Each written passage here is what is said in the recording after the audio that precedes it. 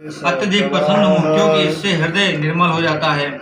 मेरे नामों का सदैव कीर्तन करने से तुम्हारा अंतःकरण शुद्ध हो गया है, इसलिए मैं हृदय से तुम्हारे ऊपर अत्यधिक प्रसन्न हूँ।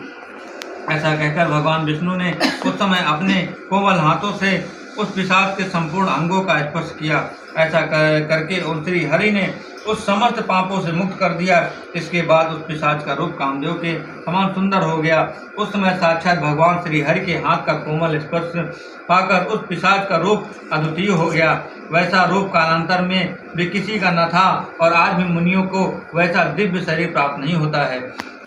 उसके सिर पर लंबे लंबे घुंघराले केस शोभायमान होने लगे, भुजाएं बड़ी बड़ी और नेत्र सुंदर हो गए। उसके मुख चंद्रमा के तुल्य हो गया, तथा भगवान श्री कृष्ण ने घंटाकर्ण से कहा, घंटाकर्ण, जब तक इंद्र रहेंगे तब तक तुम स्वर्गलोक में निवास करोगे।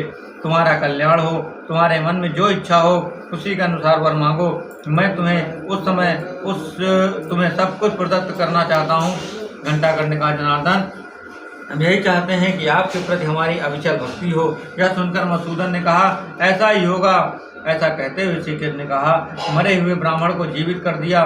तब उस जीवित हुए ब्राह्मण ने उनकी प्रार्थना की और श्री कृष्ण ने ब्राह्मण का आदर सत्कार करके उसे विदा किया और उस स्थान से लौट गए।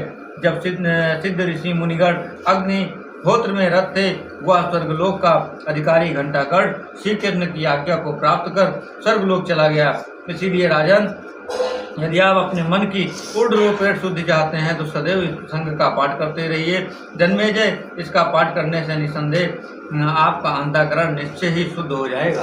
कृष्णाय वासुदेवाय हरे परमात्मने प्रणतः क्लेशनाशाय